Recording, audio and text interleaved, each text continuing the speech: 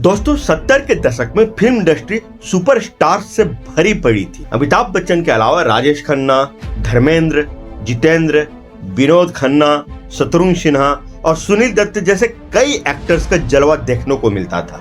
हालांकि इनमें से सिर्फ बिग बी ही महानायक तक का सफर तय कर पाए। तब के जमाने में बच्चन साहब की बराबरी कर पाना आसान नहीं था। हालांकि ये स्टार उन्हें टक्कर जरूर दिया करते थे। इन सब के बीच एक एक्टर ऐसे भी थे जिन्होंने विलेन बनकर ना सिर्फ अपनी पहचान बनाई बल्कि बाद में स्टार भी बन गए। अगर सच कहा जाए तो बॉलीवुड के शहंशाह के आगे सिर्फ वही टिक पाते थे और यही कारण था कि उन्हें दूसरा सुपरस्टार भी कहा जाने लगा था।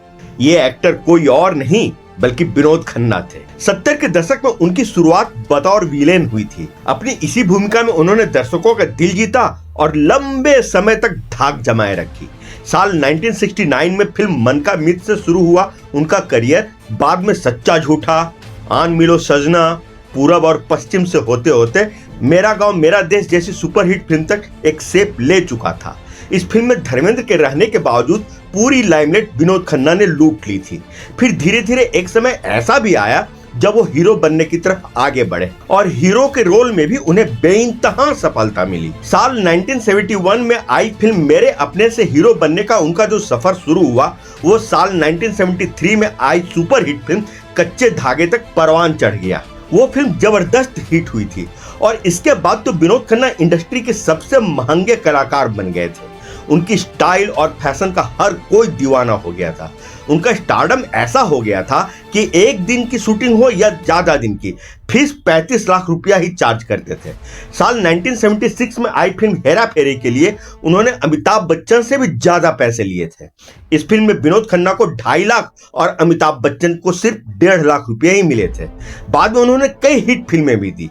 अमिताभ के साथ उन्होंने 10 फिल्मों में काम किया था और दोनों ने मिलकर एक साथ कई हिट फिल्में दी, जैसे साल 1976 में हेरा फेरी, फिर उसके अगले ही साल 1977 में खून पसीना, फिर उसी साल आई फिल्म अमर अकबर एंथनी और परवरिश भी सुपर हिट रही थी।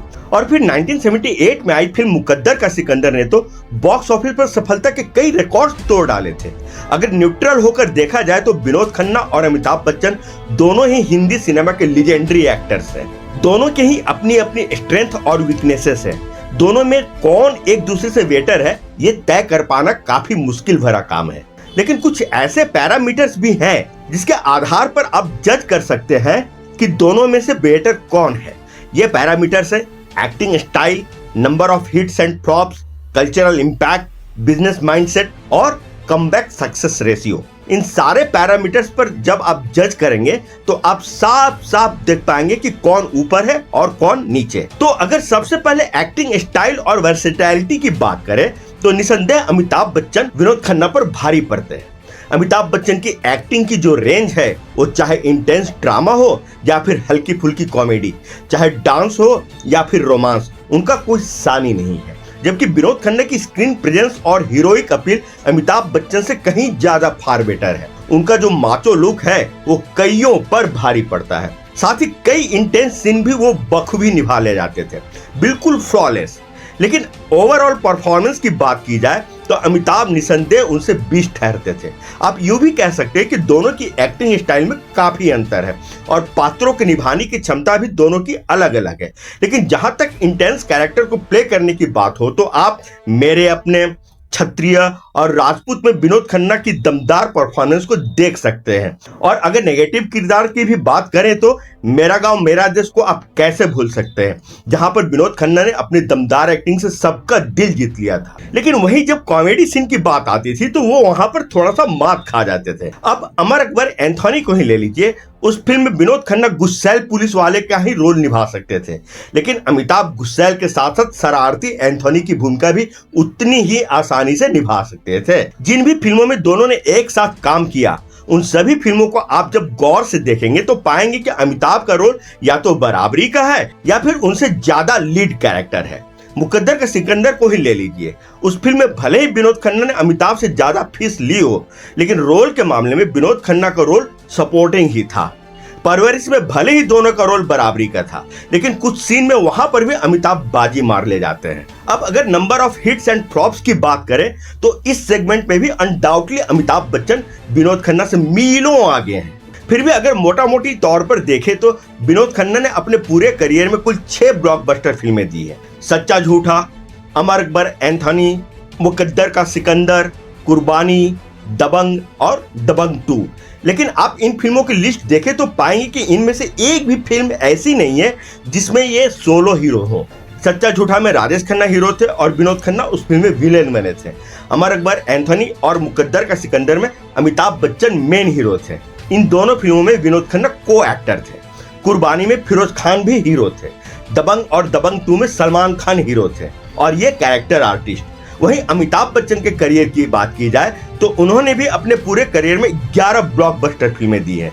इनमें रोटी कपड़ा और मकान, दीवार, शोले, अमर अकबर एंथोनी, मुकद्दर का सिकंदर, नसीब, लावारिस, कूली, मर्द, कभी खुशी कभी गम और कल्कि।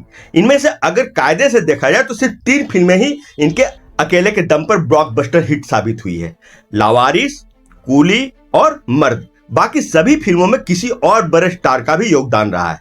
तो सिर्फ ब्लॉकबस्टर फिल्मों के ही मामले में देखें तो अमिताभ बच्चन विनोद खन्ना से मीलों आगे हैं। वैसे अगर हिट फिल्मों के क्षेत्र में भी देखें तो विनोद खन्ना ने अपने पूरे करियर में सिर्फ 27 हिट फिल्में ही दी है, जबकि अमिताभ बच्चन ने 2020 तक कुल 45 हिट फिल्में दी है। तो यहाँ पर भी क्लियर विनर अमिताभ बच्चन ही है। अब जहां तक कल्चरल इंपैक्ट की बात है तो यहाँ पर भी अमिताभ बच्चन विनोद खन्ना से कोसों आगे है। अमिताभ बच्चन का 70 से लेकर 80 के दशक तक हिंदी सिनेमा पर प्रभाव साफ साफ देखा जा सकता है। अमिताभ बच्चन के लिए विशेष रोल लिखे जाते थे। उनको लेकर ही एंग्री यंग मैन की छवि गढ़ी गई थी। उनकी पर्सनैलिटी और उनकी फिल्मों का प्रभाव उस दौर के युवाओं में साफ साफ देखा जा सकता था। अमिताभ के इसी प्रभाव के चलते उन्हें कई बार मेगा स्टार और सदी के महानायक शब्दों जैसे नवाजा जाता है, जबकि विनोद खन्ना के साथ ऐसा कुछ नहीं था। ना ही उनके लिए खास रोल लिखे गए और ना ही उन्होंने अपनी फिल्मों में कोई ट्रेंड सेट किया और ना ही उनके लिए कुछ खास टाइटल जैसे सुपरस्टार, मेगा स्टार या सदी के महानायक जैसे शब्द गढ़े गए। जब लोग 2 सितारों की तुलना करते हैं तो अक्सर लोग उनकी फिल्मों की सफलता, क्रिटिकल एक्लेम, सोशल और कल्चरल इंपैक्ट का भी ध्यान रखते हैं। एक और बात में विनोद खन्ना अमिताभ बच्चन से मात खा जाते थे, वो ये था कि जितना बिजनेस माइंडसेट अमिताभ बच्चन के पास थी वो विनोद खन्ना के पास नहीं थी। ऋषि कपूर ने अपनी ऑटोबायोग्राफी खुल्लम खुल्ला में साफ साफ लिखा है कि अमिताभ बच्चन कभी भी फिल्मों की सफलता का श्रेय अपने को स्टार को नहीं देते थे, जबकि उनके को स्टार का भी महत्वपूर्ण योगदान होता था फिल्म की सफलता और असफलता में। सलीम जावेद और कादर खान अमिताभ के लिए खास स्क्रिप्ट लिखा करते थे। प्रकाश मेहरा, मनमोहन देसाई और यश चोपड़ा जैसे दिग्गज निर्देशक उनको ध्यान में रखकर ही फिल्में बनाया करते थे। 70 और 80 के दशक में ज्यादातर सालों में अमिताभ बच्चन बॉलीवुड को रूल कर रहे थे और इस दौरान उन्होंने ज्यादातर वे ही रोल निभाए जो उनके सुपरस्टार वाले स्टेटस को मैच करती थी और दर्शक भी उन्हें उसी रूप में देखना पसंद करते थे। हमेशा सेंट्रल कैरेक्टर और लीड रोल वाली फिल्मों को ही उन्होंने चुना, जबकि विनोद खन्ना के साथ ऐसी बात नहीं थी। उन्होंने बहुत सारी ऐसी फिल्में की जिसमें वो या तो सहयोगी कलाकार थे या कैरेक्टर आर्टिस्ट। उन्होंने रोल से ज्यादा अपनी फीस को तवज्जो दी, जबकि लीड रोल पाने के लिए अमिताभ अपनी फीस से भी समझौता कर लेते थे और ये स्ट्रेटजी बाद में उनके स्टारडम को लंबे समय तक कायम रखने में बहुत काम आई। तो इस सेगमेंट में भी आप पाएंगे कि अमिताभ विनोद खन्ना से काफी स्मार्ट थे। अब आते हैं कमबैक सक्सेस रेशियो वाले सेगमेंट में। दरअसल विनोद बहुत ही हैंडसम हीरो थे और एक स्टार होने की सारी खूबियां उनमें थी। आप उनको शक, रिहाई और लेकिन जैसी फिल्मों में देखिए, क्या पर्सनैलिटी लगती है विनोद खन्ना की। ये कौन सोच सकता है कि विलेन का रोल करने वाला एक कलाकार किसी दिन फिल्मों में हीरो की भी भूमिका निभाएगा और स्टार का भी दर्जा पा जाएगा। मेरा गांव मेरा देश में तो वे काफी अमेजिंग लगते हैं। उनकी चीते जैसी चाल और शेर जैसी रौबीली दमदार भाव भंगिमाएं ये सिर्फ आपको विनोद खन्ना में ही मिल सकता था। और अगर सच कहा जाए तो वे अपने आप में एक अनोखा स्टार थे। वो तो अगर उन्होंने साल 1982 में आध्यात्मिकता की राह नहीं पकड़ी होती और अपने करियर के पीक में फिल्मों से संन्यास नहीं लिया होता, उनका रुतबा फिल्म इंडस्ट्री में और दर्शकों के बीच कुछ और ही होता। हालांकि उन्होंने 4 साल के बाद 1987 में कमबैक जरूर करी, मगर तब उनमें वो वाली बात नहीं रही।